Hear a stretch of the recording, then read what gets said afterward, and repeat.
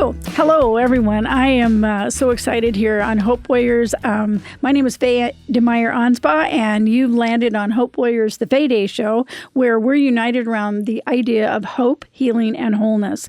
And today we're focusing on our featured guests, Jessica and Sean, and from Flyin Hat Company, Flyin, Flyin, no G, Hat Company.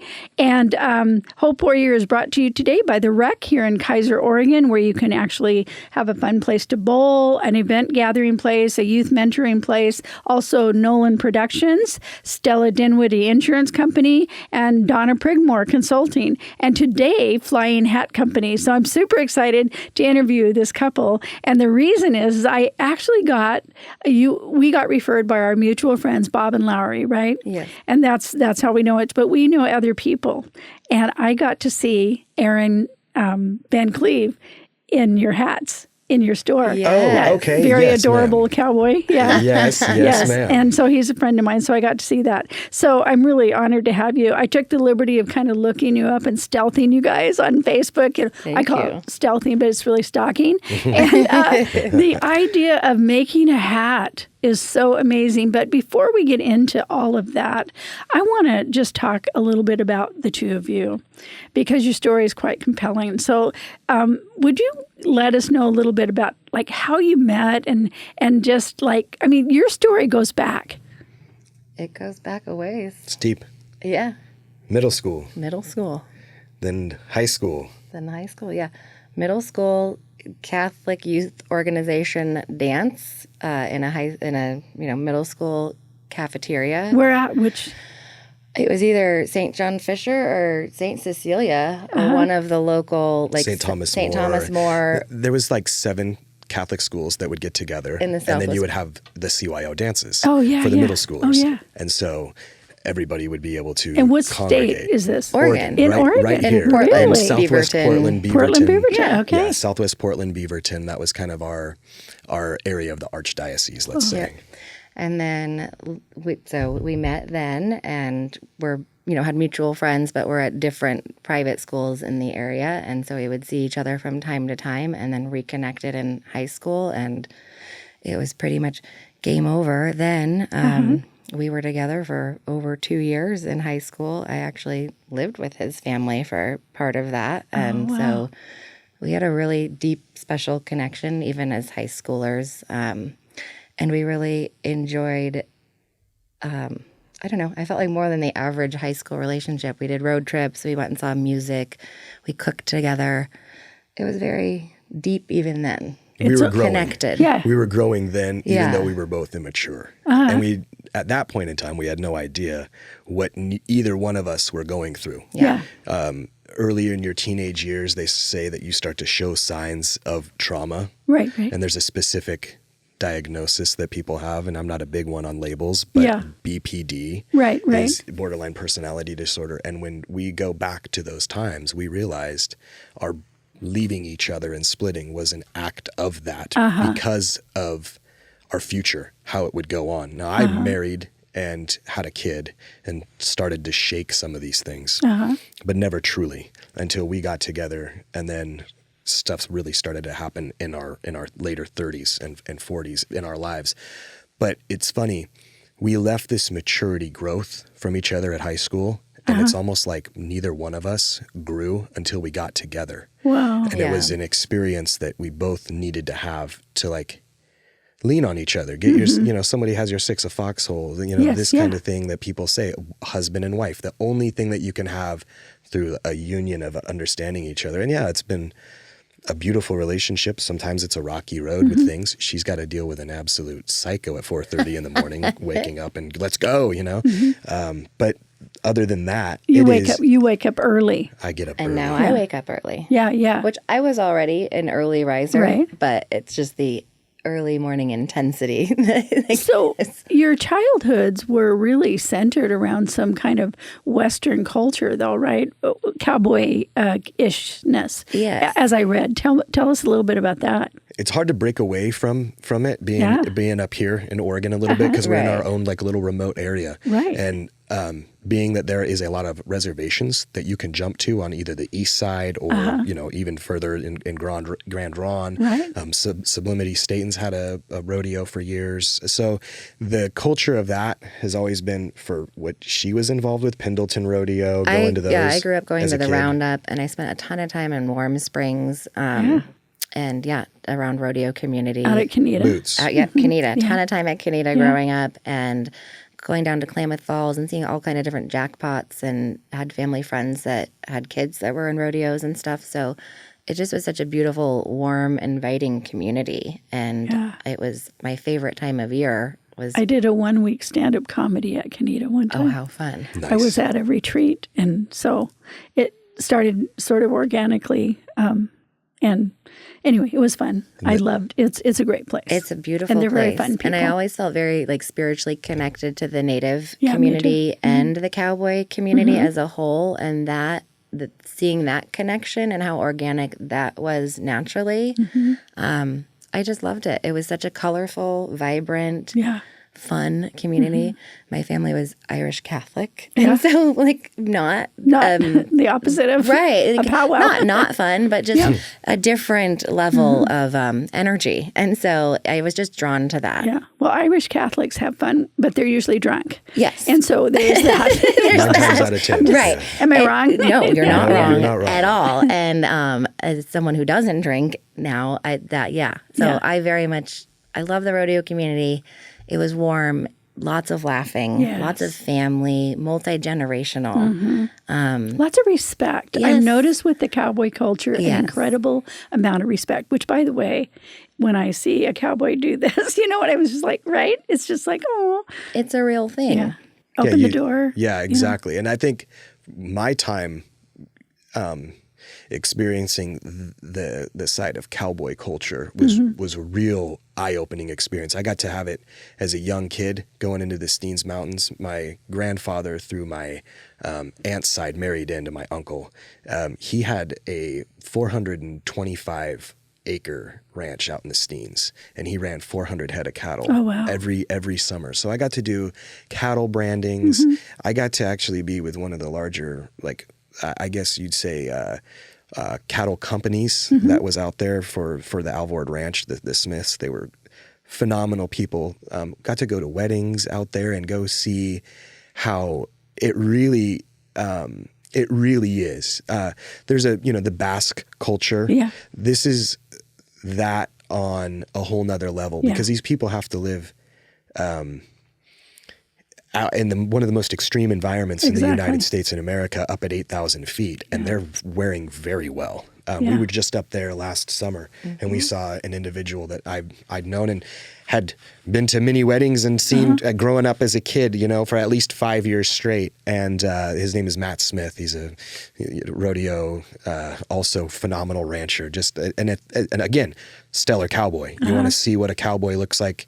If you could, you couldn't spend a week with him because he'd just smoke you down to the ground. You'd have nothing left. How old is he now? Well, he's like 10 years younger than us. Me. So, okay. So, but he looks phenomenal. I mean, out there in the desert, he lives well out there. And the alkali salt flat, that driven water keeps you real. So being out there, that is the cowboy culture that you got to meet this individual by the name of Cactus Jack. He was still running out there at 80-something years old. And his grandfather was killed by indigenous up on one of the ridges. And there's a Spanish conquistador area out there that they actually had built a building, and one of them's kind of up in the area. So, they got up into there, and the indigenous were like, we're not having you. We're going to push you out.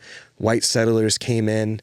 They started cooking their turkeys in Alvord Lake itself for Thanksgivings. They built a massive community out there, and through Fields, through French Glen and Denio on the other side of Nevada, there's just this absolute, it's, again, you go out there and the Steens is a 56-mile mountain long that jumps up 4,000 feet from 8 to 11 to almost 12. So you feel your breath, like when you're at the Grand Canyon. It takes it away. You feel so small. You feel small. And you feel so, And there's wild horses up there. And so being in that and not even knowing at a young age, the eyes of wonderment of a child I mean, I can still go back to that and just the vastness of what that was. And then so I learned, I think the biggest thing is cowboys don't chase anything. You know, they have a rope and a lead for a reason. And if you're good enough and you're calm enough and you give it some time with patience, things come to you. Yeah, there is a calmness in cowboy. There really is, which is interesting because depicted in media, cowboys are raucous and you know, terrors or terrorists and whatever. But truth, there's a calmness if you're really around. They're steady. I was at the Bull Mania January before this, 2 Januaries ago for the New Year's Eve.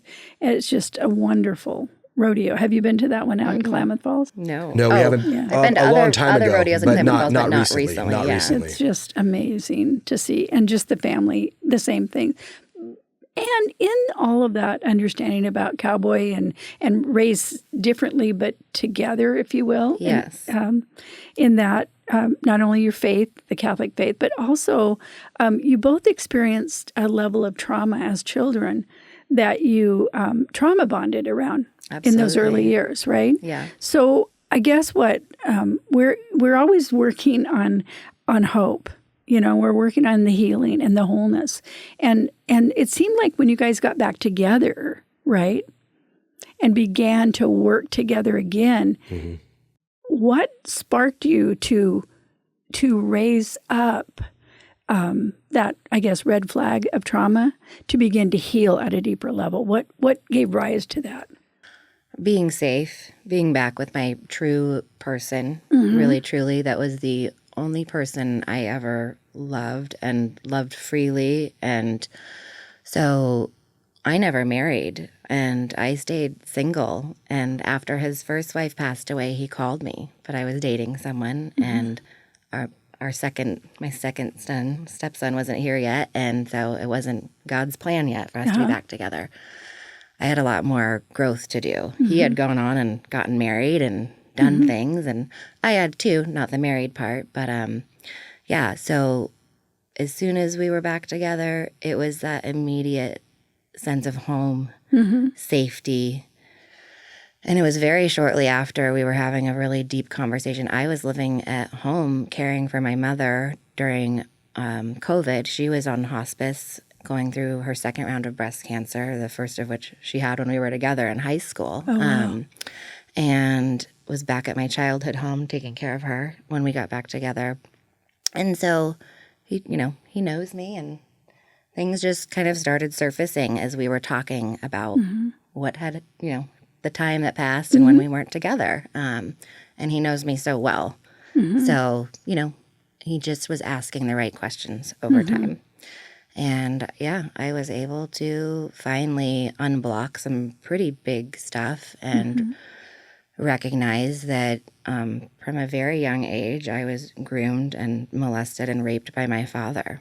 And meanwhile, I was going to private school in Southwest Portland and having to maintain normalcy. Yeah. And going to Jesuit. When normal gets twisted. Right.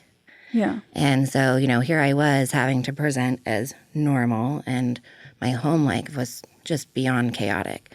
And so I didn't know what normal was, and I didn't know what a normal relationship was or how to love myself. And I punished myself a lot in those years that we weren't together. Yeah. When you were at school in those years, and was school a safe haven for you, away from the chaos, or not? Unfortunately, it was, and it wasn't. BPD, when people ask you the right question, you'll show it. Right. If somebody sniffs it out and they know it, they'll press. What BPD does to you is it makes you a liar.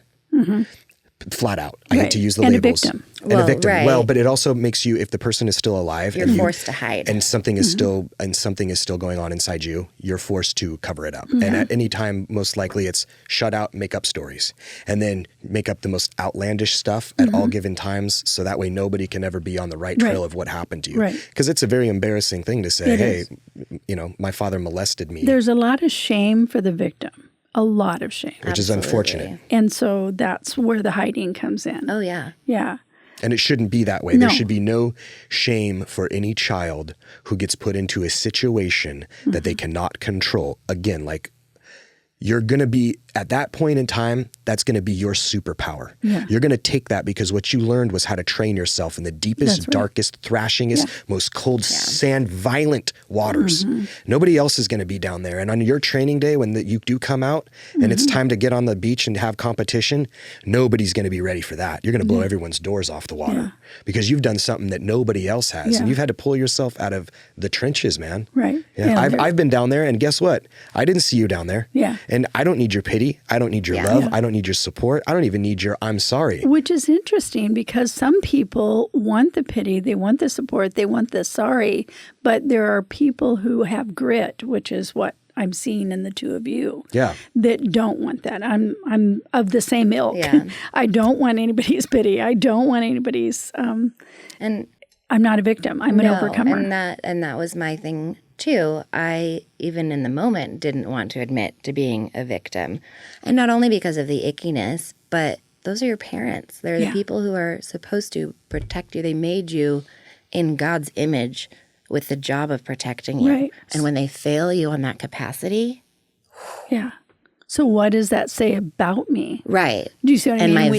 My value and my purpose. Yeah. So then once I leave at whatever age, in my early teens and early 20s, I had no value for myself because that person who did that to me never intended for me to do that. They want you to be so low that you can't tell on them. Yeah, yeah. And you go to the depths. Yeah. And the fear and the lying and the hiding and the covering up of the ick becomes a full-time job. It does. Your father passed away now. Yes. Okay. And my mother did as well. Okay. And was there freedom in that? huge. Huge. Like something so big you have I know. no idea. I heard in my head just now the fireworks of the 4th of July. But it's still, but I still didn't know. Well, not just that, but there was a ceremonial piece that she did with it that she had been holding on for so long. When you're taking birth control, because no matter what, at a young age, you're afraid to get pregnant by your father, and then it follows you until your mother gets you the birth your control. mid-30s, and it follows you till your mid-30s, and that's your he's passed away now. You can rip out the whatever. I literally took my IUD out after he passed away. Safe. Myself. In a bathtub with the music on. In my childhood bathtub. And it was only person that was directing me to do that. Yeah. And I didn't know him. It was so strange. But it was like, that was the only person I was afraid of, and he was gone. Yeah. It's great. That's awesome. And, my mom was still alive, and I got to discover this stuff after she passed, which is a blessing, truly. I got to have those last few years with her be pure. Good. And I got to care for her as a cancer patient, and we just got to be mom and daughter together. And that was tough. But it was healing for you. It was. She wasn't an easy person all the time, but she was amazingly smart and witty and funny, and she was full of grit herself. So, had she been abused? Did you ever discover? Of course, yeah. Well, she was the first victim of my father. She most likely had a different scenario go down with her. Highly intellectual, probably bipolar. Highs ups, lows, downs. Nothing can be right, and then with a very, very, very narcissistic view of vain. Good looking, extremely good looking woman. She's gorgeous. And highly, highly, highly smart. One of the smartest people I've ever met in my life. At the end, when I came back around, she was so happy for Jessica. Happy. And we were back together. Our son Carson, I had previously in the middle between our oldest son Jax and our family that we've created. She welcomed them with open arms, hugs. She knew, I think, Jessica was going to be safe. I think she also grabbed my hand and said, "Get ready. It's going to be a road," because I'm positive she knew what she was going to uncover. And she was going to say, when I'm gone, it's okay, because she didn't want to talk about Paul, her father, at all. Did not want to speak his name, didn't want to utter his word into existence, because that, I think the devil was gone. Her being raised Irish Catholic, she didn't know how to do it, being held down. And when you asked abuse, this individual caught wind that you have a mental health issue, I'm going to exploit it and beat it out of you. And I'm going to use it against you, move you from the East Coast to the West Coast, hide you, isolate you from your whole family. That's what he pull did to you her. back. And then, so when we were looking at the telltale markers of Jessica and saying, okay, wait a minute, you acted this way. You've gotten in some trouble here, and you meet every single criteria. I mean, every single check box made blackout on this. bingo on the list. And it was a relief, What do you think? honestly. And what do you think? How do you think we should approach this? And she immediately flushed her father's ashes down the toilet. She basically went on we closed shop down. We were running a salsa company at the time. We closed shop down, 35 days of nothing but take care of Jessica. Yeah. We went to the Alvord Desert. We drove. We got in the hot springs and just grounded, got just into each other. Yeah. Well, And yes, then- because at that point in time, it's like, it's not this. You're not manic. You're not depressive. You're not a bipolar human being. You were a survivor. Hey, man, a survivor. But soon to be, you're no more of that. No, Any you're of a that. thriver now. It's going to be a thriver. You're going to forget all about that. And when anybody asks you about it, you're going to look at that little girl in her eyes and you're going to say, is it happening to you? Let me go get my husband. Where's your dad? Yep. That's right.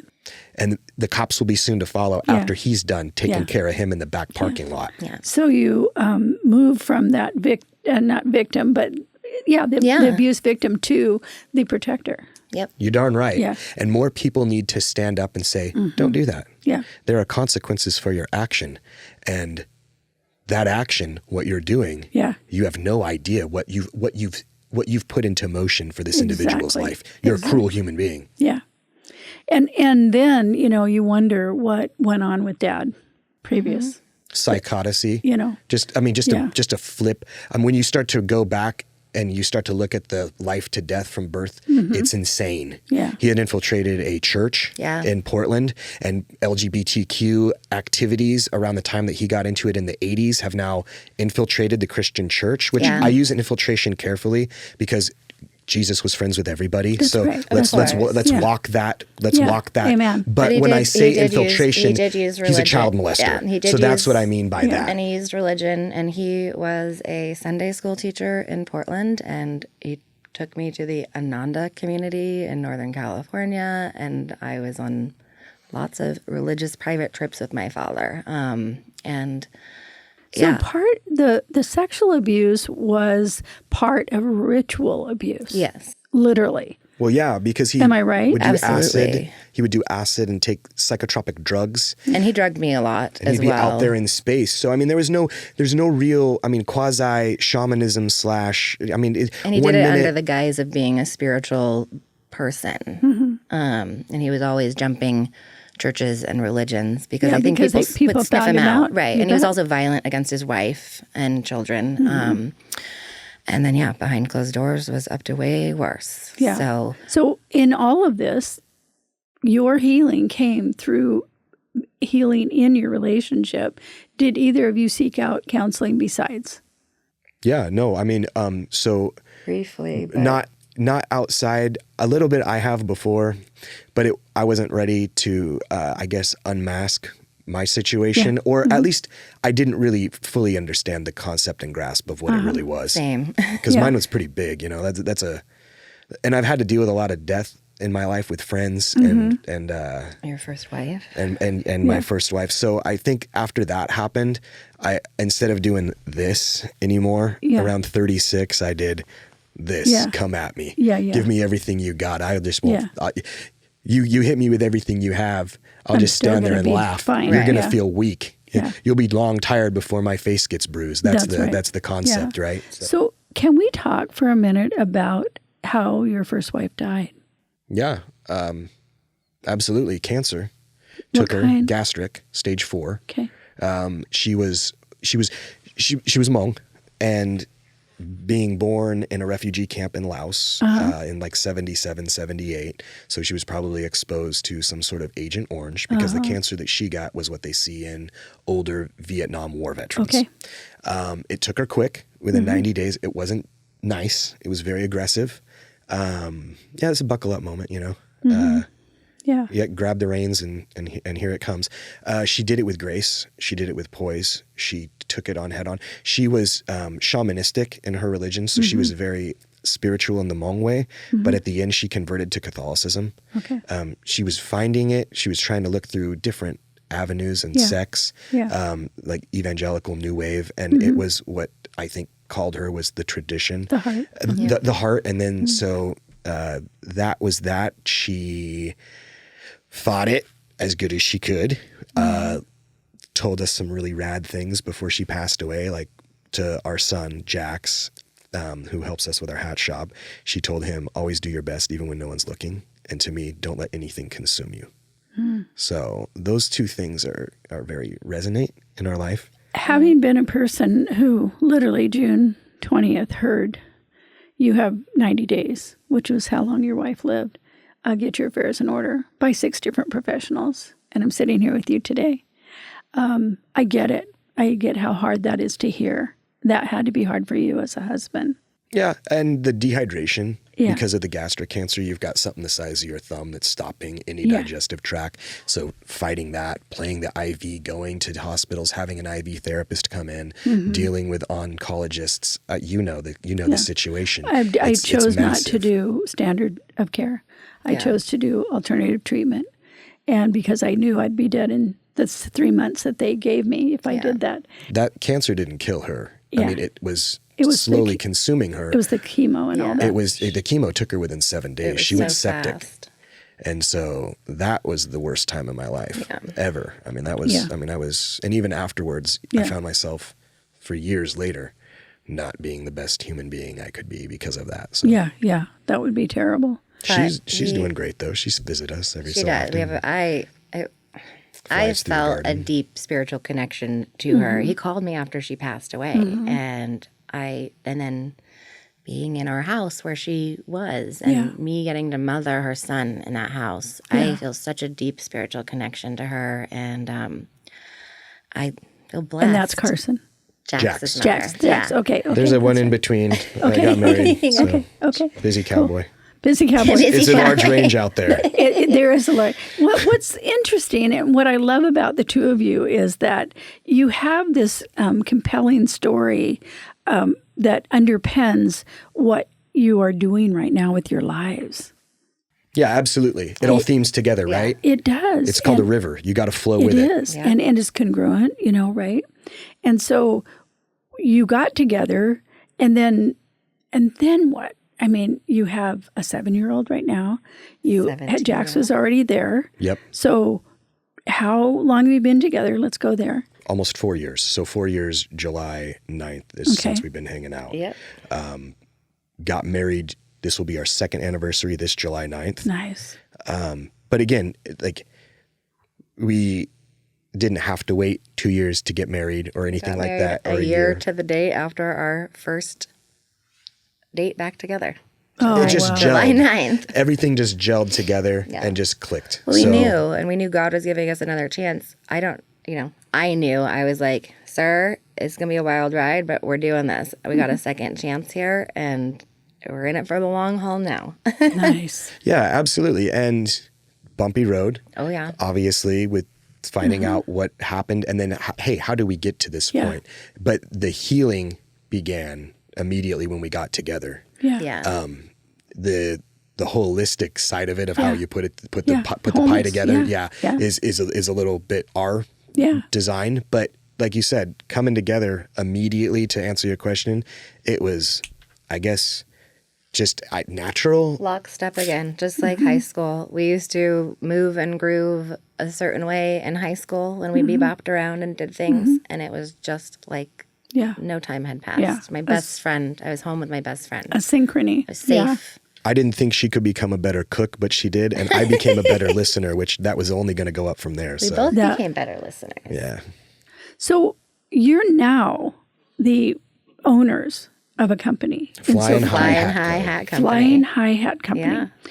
How did that come to be? I literally watched an entire video on a hat being made from a pancake to these fun. beautiful hats. I mean, look at this. It's just phenomenal. Thank you. Thank How you. did you What happened? What was the inspiration? Honestly, everything we've just talked about. All of that stuff kind of surfaced. We had our salsa business, which was a success and market of choice. It was called Mama Soar's Salsa. I've had it before. Yes. No way. Yes. In honor of, and Jax's mom was I did Soar. not know that. So yeah, we were in market of choice, and that was great. But we wanted a change. I was shifting and changing, and all of this had just surfaced at a rapid level. We went out to the Alvord Desert. We went to the Alvord Desert. And we said, let's do something different. Cleared our minds for a minute. Got inspired, got grounded. Came back through in Sisters. Talked with Stacy at Sisters Hat Company. Sisters Hat Co. Asked Stacy, hey, can you brand my new hat I just bought? And with my wedding initials. And she was like, I would, but I just don't have the time. And we bought hats from her and chatted with her for a while. And we left and we were driving home. And I just looked at him and I just said, honey, you grew up in the Steens, branding cattle. I'm a rodeo kid. Like, we have time. Yeah. We know how to travel and move and groove and talk to people and sell.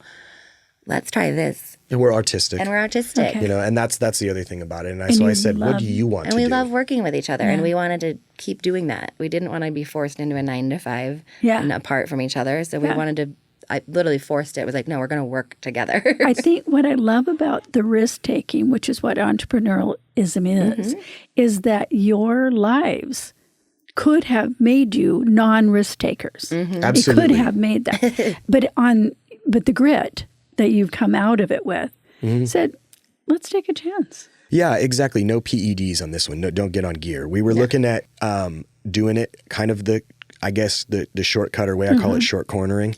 But we picked up the phone and called Texas and talked with American Hat Company. And they are phenomenal. Sweetest Texas voice that you'll ever, the draw on her was so, she's adorable and she's amazing. And when I said, how long is the wait list to get your blanks? So they come somewhat pre-creased, they come, but you're going to learn how to shape. They'll give you a class. You get to get into their products. So it's franchising, but you can keep your name. Right. You're franchising with a byproduct, right? Okay. So this is a safe way to play, because you also get returns and you're not jumping out on the rim. Right. She says 18. With a bunch of inventory. With a bunch of inventory, the bulk. That you don't know how to make yet yourself. Right. Yeah, it's the difference of staying in red for, 18 weeks versus 18 months, right? That's right. So here we go. So we look at it and she says 18 months is the countdown, cowboy. And I said, well, I guess we're going to be learning how to make hats ourselves. Thank you very much, ma'am. And she goes, best of luck to you. She just said, well, go get them. And I said, all right. And we got on the phone. We started calling artisanal hat artists, and there are quite a few in the country. We tried to go with the most, I guess, the most that would meet with our personalities and our learning, because this isn't a Portland State University course or Oregon State University. This is whether you do it or not, something's going to get done, and it's either going to come out how you want it or it's not going to come out how you want it. So this is your experience. Yeah. So like doing your homework with anything that you do. We did our homework, picked up the phone. That exact individual existed out there in Albuquerque, New Mexico, by the name of Jess Lloyd. Great collective hat. Yep. She's amazing. Incredible teacher. She kind of had the same kind of history. Lost her husband to brain cancer a few years back. Not afraid to wear it on her sleeve. She's got a 17-year-old daughter that's running vintage style stuff in her shop. She embodies everything that we needed as far as a hatter that will teach us. Yep. She did. We wrapped it up. The first 2 hats we made were that mustard one, and that was this one, and we did those in 2 days in November. How did you look at the top of that? I want to see the very top. See the heart? Okay, I have a couple of fetishes. One is hats, but I think my gosh, Faye, that's so cute on you. Hey, you look sharp. It's my color. I know a place where you can come down and get fitted for one of those. I'm loving this. I love this heart. I just think the heart on that is amazing. Let's see this one here. Yeah. The Saint and Skinner is what we call this. This one. What's this one called? The Saint and Skinner. Look at that. Look at the cross on the top. And it has rattlesnake. snake skin on here. It's called the Snake and the Skinner. The Saint and the Skinner. I love it. I love that. Thank you. And wait, we missed a part. Come here. Oh, yes, mine's look completed. Inside. We're redoing hers. Yeah, look inside. This is phenomenal. I mean, these are not hats that you're going to find in a store someplace. These are custom made for each person. Now, I want to ask you something. If I came in, okay, I'm looking for a hat, right? Yes, ma'am. Looking for a hat. I came in. What's the first thing you do with me? Smile. Yes. Smile. Let's see how big your crest is, so we can say. And then she's taught me, look at what you're wearing. What colors are you? Are you a natural? Are you a little outlandish? I'm out there. If it's a female, This one's it. she's usually got she's usually got it pretty well down to where they're gelling right away with the color, shape, and style. Guys tend to know what they want right away. They're like, all right, I want Put this. one on for Yes. fun. Yeah, Please make me do. look. Make me look. That one's You know, really cute on you, Faye. that's And it. it fits you. That's That's darling. it. Yeah, that's the one. And Very so, sharp. so you're looking at the face shape, you're looking at the eyes, you're looking at the brows. You said brows. Tell me about that. So eyebrows. So as far as your brim goes, when you're going into actually like personalized style, how your brim in the front is a little bit wider at the crease, or you start to build that brim back. That portion right there, we may want to bring it in a little bit more to how your eyebrows Right, point to out. closer Some to are where your higher, some are eye line lower. is, yeah. Some people have them. They stop at a certain gap. Right, right. So if it's a full custom, shape it to my face. Let's get something, like you said, not everybody looks good in hats. Au contraire. Yeah. Give me 15 minutes There with you them go. and Yeah. start to shape, and we'll see what we can come up with. Yeah. Because we also consider like matching the end, the end of your hat should kind of typically mimic the end of like your nose or your chin for symmetry. okay. So certain people might want, who have like a tinier, more petite pointed nose, Right. a hat that ends with a sharper edge like that might be more suitable for Have them. you seen the episodic white collar? Okay. A guy named Neil Caffrey wears a fedora. Oh, the show white collar. Yeah. Oh, yes, ma'am. Yes. And he's fine featured. Yep. And he has that point. That is so cool. So that's a thing that we learned in hatting is trying to match hats to people's proportions. So if someone's taller with broader shoulders, they're going to want a broader brim because they can pull it off. Someone who's more petite might want something that's more fedora styled and closer in. Also, Like a real slender and smaller shouldered person. Absolutely. a main thing we ask too is, what are you doing in your hat? Are you outside in the sun? Are you wanting a broad I brim need for sun brim. protection and sun coverage? Because that's Use, our purpose, number fashion one or fashion or functionality, or both. somewhere in between both. Yeah. Because I want both Yeah, always. I do too. Yeah, I do too. So I that's need what the our sun. main first The thing difference is. between felt, though, and my hat is this would literally shelter me from the rain. Correct. This is different. And you know what I mean? This has Absolutely. that doesn't. That rain just goes through it. Summertime, you have we a have- summertime and a wintertime hat. Yeah. Yep. In Oregon, you can get away with wearing for 9 months. I'd say 10. I wear mine. I wear depends mine on in where the you're summer at. It 'cause snows in it's- Bend, yeah. in August it can turn And fur 30 felts, degrees. So fur felts breathe. It's these rabbits. They're a lighter weight. Okay, so you're giving me new information. Tell me a little bit about felt.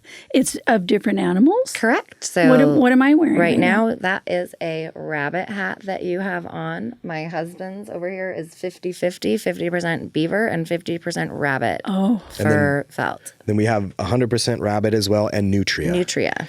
We don't play in the wool in the wool hat game. It's again quality custom fur felts. So and again everything's handmade, custom by design.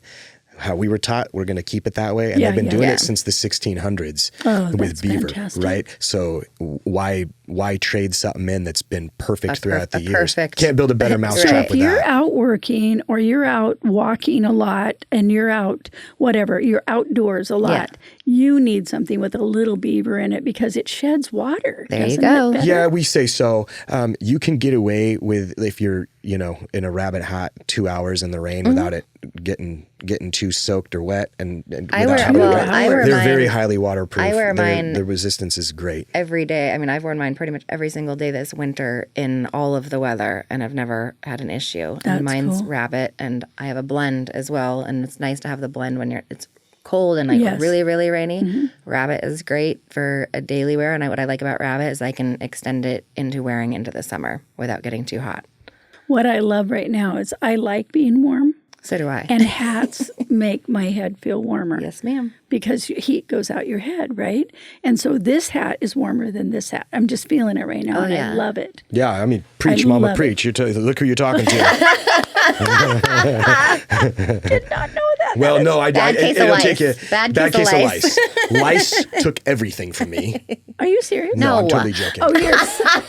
I created Super These Lice. guys are fun. You Back gotta in go into their 2006, I shops. created the It's Super fun. Lice virus, It's and the now best. you're welcome, third graders, Yes, in all your that's right. That's rural awesome. elementary I'm gonna move schools. this back here Oh, for a yeah. little bit. I want to get that heart in there, see it a little bit better. That is fantastic. So yeah, so the felt is one thing, but you also have accoutrements. So I'm seeing feathers over here. We I do. saw on yours was it a bone? That's Antler. antler. An antler? Okay. Antler and I brought arrowhead. one so you can actually see it. Oh yeah, And an these arrowhead. are Oh. handmade by Danae out of. Well, those ones were we got. It's because we didn't get to travel actually, so we ended up Thank you. finding an artist on. In Utah. Well, in Utah, but then On Etsy, yeah. that we found them through Etsy. So if you were wanting those That's at cool. cost, you can get on them Etsy and find them as well. That's or you cool. can come to our shop and buy them. And- Right. That's but cool. but direct artist is what we obviously If someone push. had something from like a native family heirloom, could then you incorporate that into your hat? Absolutely. Yeah, You can I mean, incorporate any so heirlooms. Yeah. You have a baby blanket from one Yeah. of your children from back in Yes. the day. We'll use that as your headliner. Oh, nice. You've got a concert T-shirt that meant something to you, 1986. Brett Michaels' Poison. We'll yeah. put that in there for you. Not happily, but we will put in there for Not you. Little Guns and Roses. Yeah, G and I There will you do go. that. We'll do some. We'll do That's some. more our That's style. more of our speed, rather than the. But yes, we have all these fun accessories. I love this. This one is handmade by Danae Women. I got that at Thunderbird Trading Company in Gallup, New Mexico. Do we know what tribe this is? No, we don't know I don't. specifically. Just Navajo, Danae. Yeah, it has a bit of Yeah. Navajo-ish. Yeah. It is for sure because they. Again, you're able to look and find the source of the artist specifically Okay, through them, which is okay. really amazing. Yeah, they're a great company. And to then I work with. see a leather. Yeah, we do. One that we custom made. Custom made leather work. And like you can see on this heart hat here, this is hand stamped. And then on my hat as well, there's some leather stamping. So we do stamping, we do branding. So there's not going to be a hat. If you get a hat made with Flyin Hat Company, you're not going to get a hat that's like anybody else's hat. No, No, It's impossible. correct. it is because also each hat itself is different Right. from how you're going to be blocking it. So we take it in stages. So we start out. You'd walk in the door. Welcome to our humble hat shop. How may I help you? What are you going to use it for? Design purpose, right? And then as you find it, we get down to the point where this steel blue is beautiful. I love that. I want it in a low gus with not such a radical brim. I want something maybe a little bit in between flat with like one curve off to with the just side. a little onto the side. Yeah. Give me a little Three Musketeer, right? yeah, Okay, that's no fun. problem. Okay. So from this point, after we use our conformature to get your exact head shape and a true measurement as well, find out how high you want your crown, lock that in by blocking it. So we take a block that's really close to your size of head. There's quite a few different styles, like a round head, long oval. Figure out which one's the closest to your shape. So the shape of the actual head itself, like this part of the head right Yes, here, ma'am. Yeah. that's what he's talking about. So it's We just get a big whole wooden conformature on it. block. Yeah, that's I've round seen at the it. top. It's gorgeous. Yeah. So then we steam these for quite a while and get them to open up. So the fur acts as like Velcro, and Velcro gets hot, it wants to unlock, and then when it gets cold, it tends to go back, right? Kind of like That's a cow, exactly like a cow what when you're you get a doing. cowlick in your hair, Yes, and you're yes. trying to press it back into the spot. Yep. It's kind of like that. And you use an iron type thing Well, for the brim, a right? standard steamer, like your upholstery steamer, it's just they take instead of the nozzle that has the attachment to it, they just use like a spigot on there. So it's and a shorter short concentrate. stub. It's super concentrated. Puts steam. it out, gives it. Okay. So you're not having to stand and use it Forever, yeah. Yeah. That from there, then you slam it on the block that's closest again within. Usually it's a quarter to an eighth of an inch oversized block. We're allotting to sew in the sweatband material. Of course. Yeah. So you gotta do the deduction, right? I have a small head. I have a big mouth. And I don't. My mouth is physically small, but it talks a lot. But I have a small head. Like, it's hard to find a hat that fits. So I found this one with it. I see. The drawstring. The drawstring inside. To bring in the sweatband to, yep. Yeah. That's a good thing. Yeah. It helps. It does. But I haven't been able to find a hat. I have lots of hats, but they all go down. Like, if I were to put this one on, it would be down here on me. You know what I mean? Right. Absolutely. Yeah. Overwhelming. And it is overwhelming. It's like, I want a hat that fits a small head. That's the fun part about being out here and doing, and that's what in our business plan, that's what we were looking for, is the individuals for Flyin High Hat Company. Now, this is our first company. We're going to have another one later on down the line that is going to be, we'll base it demographically towards the city that we choose. Beautiful. So how we approach that, we'll find it, but it'll be, us making it a new name, same quality. Right. It's just going to be a different, obviously, output. So instead of going the like vast in Portland, array, you do something urban. Correct. Yes, I mean, ma'am. it would be so much different. It would look closer to this, and possibly even the round top fedoras and different berets. ones. Exactly. Oh, Yeah, totally. so we're talking. You see, you're going. You get the vision. So this is the starting. This is the starting. No jumping lily pads. We're building a business that we can be very proud of and offer something that's old world, by hand, tradition, and intimate. Yeah. And locally sourced. That's right. I mean, USA. Locally made, yes. As local as you can get with an beaver coming from Ukraine. There's a war there. People have to make money at some point in time. So supporting them. Awesome. I did not know that's where that. the beaver's sourced from. Pendleton Woolen Mills. Yeah, we use a lot of Pendleton remnants on Love hat it. bands, like what's on mine. So I'll take one of these and put it around, and so people can get really fun, custom. Gorgeous on that one too. I grew up such a Pendleton Pacific Northwest. We're Pacific Northwest kids, so That's right. Partnering with them and getting to have usage from them has been such a fun and special thing, and we've got great, local. I like your idea of using like blankets and shirts, and I can even see a plaid shirt. Oh yeah, being a really cool band. Absolutely. Absolutely. A favorite plaid that's like worn out, but you like it. Yep. You're great. You're on my mother-in-law's hat, Sore, who passed away. They had a scarf tied around her neck as she was passing, and it's a traditional Hmong scarf. So what we did for her hat was she did a silver belly like this, but we put the actual handkerchief on as the band for her, tied in a bow. It was gorgeous. And so special. Yes, incorporating things from the past. I mean, you can attach them on. People put pocket watches on and all kinds of stuff, jewelry. If you have like a random earring.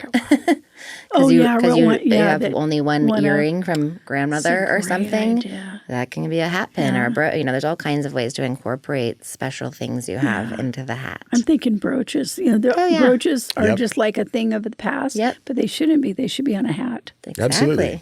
Yes. I have like visions. That. Good. Yeah, you do. Yeah, I do. Stevie Nicks. I like this. I know. It's so cool. She put the black hat on and started having visions. I have this really cool steampunk outfit at home, and I have just some fun jewelry and stuff, but it would be so cool to partner with a black steampunk hat. That would be really fun to do something steampunkish. Yes, I have the brooches. Well, brass and copper's light. You could really get. You could put all the brooches really on get there. crazy with some intricate buttons and burning it in. And well, Faye, it sounds like you'll have maybe to come a tiny in. pair of spectacles. Yes. Oh yeah. We put some little scissors on a barber hat a few weeks ago. That was so fun. Just a pair of little mini gold fake, not fake, they were real, but just miniature ones. And Find you some ophthalmologist lenses, actually, and like so really steampunk it up. Wouldn't that be fun? Make those into spectacles. Yeah, that'd be really rad. We could put together something really monocle, cool.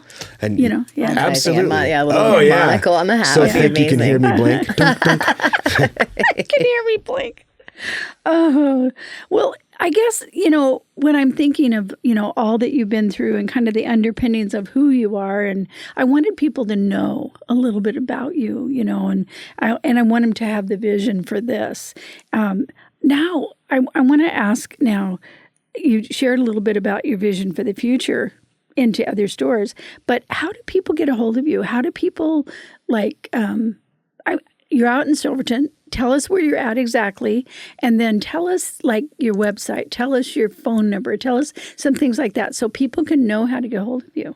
Absolutely. So our physical location is at 101 South 1st Street. Yeah, you said that unknowingly. 101 Because South 1st Street, I wrote it Silverton, down Oregon, wrong once. That was a question, wasn't it? Yes, 97381. That's a great address. 101. I know. Yeah, 101. We were so happy the with highway, that. The I highway know. first. Yeah, And it's a beautiful, big, huge windows on both sides. We're on the side of First and Main, right State there. Highway. So you have Yeah. windows on two corners. Yep. Yes, They're ma'am. all beautiful. And it's so you get to fantastic. display your hats there. Yeah. Full transparency. Everyone gets to see what we're doing. It's fun. We light our hats on fire, and so people can see what we're doing inside. Starting this Friday, Silverton will be having First Fridays and live music right in front of our kitty corner from our shop, and they shut down all of one side of the street for vintage cars. Oh, how fun. And This so the whole weekend? starting they open it up for this businesses, Friday people. on May 3rd at a great town. 5 p.m. Amazing They town. punch up big time and It support is an small amazing businesses. town. You know my friend Michelle Isaacson, the artist. She's a good We friend made of her a mine. hat. Did you Of really? course, and she's my dear friend. I text her all the love time. her so She's much, yes. She's amazing. She welcomed us beautifully. She was the first one that She's a marched healer. right over, gave us Yeah. the biggest hugs, and as we talk to her every day, she's an She is to art what you amazing are to person. hats. To me. I would say so, yes. Yeah, And yeah. she's been there for a while now, put her Yeah. roots down. Yeah. She's starting to grow big time. Yeah. And what she's doing is she's helping people heal. I know her husband, and all 8 children. So her kids are Okay. great. Our kids Yeah. play And together. her husband's now. a healer too. yeah, This is he's- another. So, he's I one mean, of my favorite. we really feel like we Yeah. picked the right community to start this Do you in. know Al Bormeo, the dentist? No, we have not had Do any. I look like I see a dentist? we have not had any dentist needs yet. No. Al we- Bormeo's over there. He's a friend of mine. He's on Geary, just up the road there on Second and Geary, and it's a gorgeous studio. I mean, it's a studio. I think we've type. driven by. It's I know. I gorgeous. think I know right where you're talking He's about. Filipino. So Okay, great. yeah, they're wonderful. Yeah, Silverton's just an amazing community in general. We're in the Wellman building, which Yes. is the Amazing. Messianic Wellman building, and that just has been a beautiful thing. We've been welcomed to Silverton so warmly. With open arms. And That's people, beautiful. totally seem to understand our vision and the hats. And yeah, we're having fantastic. so much fun meeting all the tourists from Silver And Falls. do you know Jen, the cheesecake? No. I haven't met her yet. No. We get stuck in our hat shop a The lot. best cheesecake in the world, and I'm not kidding. And as a fat girl, formerly when I was pre-cancer, I was a fat girl. I love me some cheesecake, and I'm not kidding. It's like orgasmic, Well, and we'll I'm have not. to get in can I and say that on a check Christian it show? out. Yeah, you But can. yes, because Jesus made orgasm. Okay, I'm True. good. Yes, we're in the clear. Okay. We're in the clear, Faye. Fine. It's a natural bodily It's a occurrence. natural, but they are delicious. Yeah. So we'll have that's to go check you'll it have to go out. check That's a her good out. tip. And she's very involved in the community. Let's see. I'm trying to think of other. Oh, sorry. wonderful With the rest of our contacts, we got sidebarred again. Yeah, Yeah, we did. so the best way to find us is to physically come into the shop, of course, if you want. But call us 971-409-2749. Our email is flyin, drop the G, flyin high hat co @gmail.com. Always send us an email. Phone number, our website is flyinhighhatco.com. It's under the works right now Right, because right, I saw that. we're adding product and adding content. And then YouTube and Instagram, we're on there as Flyin High Hat Co. Flyin High Hat Co. So it's just Flyin High Hat Co. on most sources of social media. and flying high without the G. So Flying high without the G. That's right. Flying Because when you walk cowboy. out, Yeah, when it's cowboy, when yes. you walk out, we've heard more people and seen more smiles. People are flying high on Flying life. high. Yeah. And yeah. get yeehaw, you know. Yeah, the that's yeehaw. fun. Yeah. Yeah. We had a kid the yeah. other day literally leave yeehawing, and it was just the sweetest Yeah, moment. tell about that. You had a young boy. We had brothers, brothers. and their mother brought them in maybe our first week of being open, and she said, she came in on her own and said, oh my gosh, I'm so excited, and I'm going to bring my sons in. They're going to love And they this. did about 2 months later, but they kept coming in saying, kept what do we want? I think It they took were, them a while to figure it out. what they yeah. designed, and they sat on an arrowhead And shape in the top and a an arrowhead fleur-de-lis. theme and a fleur-de-lis. and we executed that. We felt very well, and by their reaction, they immediate were happy. finger guns came out. They became instant cowboys and started play fighting and play shooting and running around our shop like they were 7 years old and they were in their 20s. So the fact that a hat causes that kind of emotion and just fun. Actually, that's a really good point you bring up, Jessica, because I believe hats make you feel like you are able to, it's almost like a mask in a way. It's a vibe. It gives you a persona. It's a persona. It's also a holiday. It's like a holiday. Festive, when I wear my hat, I'm usually at the beach because right. Or Sun, wind, if it's 4th elements. of July, I have a red, white, and blue cowboy hat. Boom, and it has way too much bling on it. And then I have a light up pink cowgirl hat because I love hats. And people buy hats for me because they know I love hats. The problem is that they do this. Right. They go down. We'll get that to stop for you. Yeah. Well, and that was my problem with hats before. I loved hats. I was such a hat girl, and I would spend buco bucks on hats places. And then I would wear them a few times, and then my head, being more tall and oval, would pop the shape out of whatever the top of the hat was. Oh. And so I didn't realize until I made my own that first you need hat a distance. that you've got to figure out how much you're going to drop it in here. And mine's the other way. Right. So that you can account for that. I'm a flathead, Jessica. Turns out I'm a flathead. Well, I'm a pinhead, tall pinhead, so it's all good. I love it. It's so fun. And your son, Jackson, works with you. So Jax is 17. 17, yes. Okay. And tell me what his, I guess, does he have a favorite style that he likes to work with? Is coming into his He's own. learning how to work. He's hat His block. favorite style is learn how to work. Do what dad. So learn how to block. His favorite style is do what we say and get paid right now. Because he wants to work, and he's so excited about this. He's very fashionable. Yeah. So like he was wearing these god awful crop top shirts as a guy with a button, but almost where his belly shows. And these oversized denim Carhartt with stains and stuff. And all of a sudden Abercrombie now has this as their main. I mean, for $100 you can buy what my son looked like Derelict campaign Zoolander. I don't understand that, but go for it. Knock yourselves out. It'll last a season. He truly has a vision, though. But he is there, and obviously he's like he's like France. He's one step ahead of fashion before the rest of the United States. I like that about him. And he's a good kid, and he's paying attention, but he's learning how to work. Losing his mom at 7 years old, it set him back a little bit, and he knows that. He's not afraid to see. He's very, very strong, and he's not afraid to say this is it. He'll tell it how it is, and he doesn't have to worry about the chips falling where they may, because the chips never got thrown in there.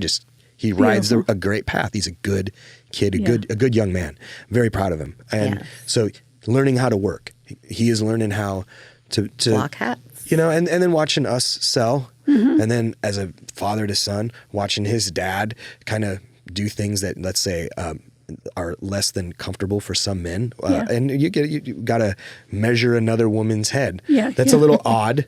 Or tell another woman that color looks good on you. I kind of tend to not do that. I stay back and let her go. I go, great color choice. You know what I mean? Exactly. So he gets to see the gentleman's side of things and how you should conduct yourself, for the most part, without telling somebody. Right. Hey. And also how you treat one another in the shop. Yes. Is because working together is different than living together. It is. It's a whole nother ramp up, if you will, of communication, conveying, your love for each other while also getting the job done. Absolutely. And I don't know about you guys, but I'm a little bit focused when I'm on my job. We can be, but we flow very. It's almost no transitional change. It's beautiful. So, we also give ourselves a 40 to 45 minute commute back and forth each day, which allows us to completely decompress from the day and then go home and then work home. We live in Newburgh. Our shop is in Silverton. Beautiful. So we get to talk. We get to kind of. And 9 times out of 10, it's about work and about how positive our experience is out of. And then that 1% is about what are we going to do better tomorrow? How can we up our ante? How can we make our game a little bit better? So That's good. But we work really well together, and legitimately, like I said earlier, when we got back together, it just was lockstep. And that's how it was in high school. We've been a good team, and we're true partners. And of course, we have our moments, husbands and wives do. Okay, what has been the hardest decision that you've had to overcome together as a working couple where you disagreed? What has been hard? And the reason I'm asking that is because that's where you see people have worked through the hardest thing. Does that make sense? Mm-hmm. And I'll give you an example. My husband is a builder. He's a sensory person, so he builds things. And we just bought our house, and we were building a shelf. And I'm a little bit of, unlike other women, I like to be a part of what is happening out in the garage. I do too. And I said, wouldn't it be better if you used L brackets instead of every 2 feet have a 2x4? Because we're wasting space for storage, right? And he says, that's not how I do it. I said, okay, well, your garage is just a suggestion. I walk in the house and I'm going, oh God, please have him figure this out. So he comes back in a few minutes later. He goes, come out here. So tell me about this L bracket thing. And we collated on this. It was yes, and we have. Does that make sense? We do a ton of that. There's a lot of me eating crow. I like it medium rare. It's not. It's both. There's give and take for both of that, though. And I do the same thing, and we learn a lot. Through our discoveries, through me discovering my, what I went through and having borderline personality disorder and learning to shake that as a woman at 41. Yeah. I've learned completely different communication skills. So where I used to squirrel out or hit a wall and lose it and just literally not be able to go forward anymore. Right. I have a partner who I can just look at and laugh in the moment. And it sounds cheesy. We don't fight. I can tell you right now that BPD is typically not seen as overcome anywhere in the mental health community. You guys are doing this. You're working on it. Together. It's a daily... pragmatically. Yeah. So when you asked, we work together pragmatically, how do we approach? It's all pragmatic. Yeah. Everything gets chipped off 1 inch at a time. Yeah. You're not gonna make this thing a 6-day. I went to a retreat and shook it. Right. It don't work that way. So you're overcoming that. I've overcome people pleasing. You're overcoming your anger, aggression. Okay. Do you see what I mean? So here we sit as people, all who've been part of past abuse, neglect, abandonment, whatever the word is, rejection, whatever. Held down by the man. Yeah. Or maybe, in so many ways. Usually, man. Sorry, God. Well, but it turns out. I'm here. It's okay. We can take it. We got chest hair. At least you should have chest hair. If you don't, try whiskey. That's right. That's right. I'm just joking. Don't try whiskey. My husband would like that.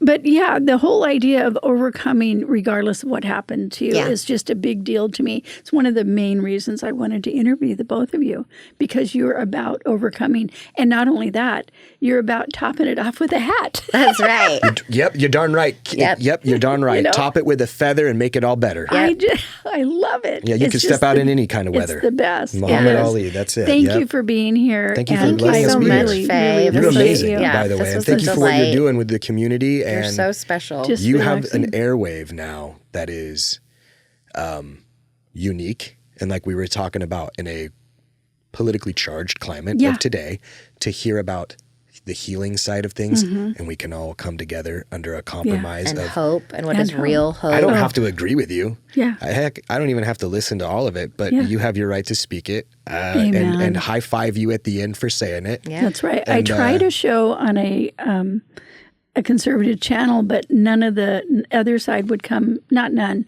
Few of the other side would come and literally try it because they thought they would be caught up like they get caught up sometimes. But I'm not a catcher-upper. No. I want to honestly know how you feel. So my last podcast, it just dropped last Friday with General Draco. Check it out, okay? Oh, we will. We're completely opposing views in some fashion, but we just sat here in amazing dialogue. And we've done that before on my show, but he's one of the brave ones that will come on. Great concourse to be. He is the voice of the Salem Capitals. Oh, okay. That's Okay. cool. So see, opposing views lead, and we got to build these bridges. It's beautiful. Legitimately, And that we were also talking about this morning. SOS, which is the Soul of Salem R&B.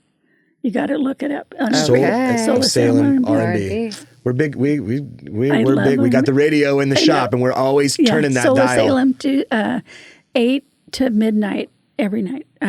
3 nights a week. 4 Okay. nights a week. Yeah, Oh, Soul yeah, of we'll Salem. have to go Yeah. check it out. I'll have to send you the link. Yes. Okay. You're Perfect. amazing. It's Yeah, amazing. Thank Faye, you, this was Faye. so much fun. You guys, welcome back. Welcome back. Thank you for being on today. I appreciate you. And I'm so excited about next week. We have other people that we're interviewing. I'm kind of trying to hold down the surprise a little bit. And this will be dropping probably about in about a month, just so you know. 30 days. Yeah, 30 days. Okay. Dum, dum. Every 2 weeks we drop. Love so, it. Yeah. Fantastic. Love So it. I'm excited. Oh my So, gosh. Keep them thank coming. you, Camden, for all your work on this. And look at you guys. You got to have this. You got to have one of these. This one in particular. Okay. Thank you. Thank Bye-bye. you, Faye.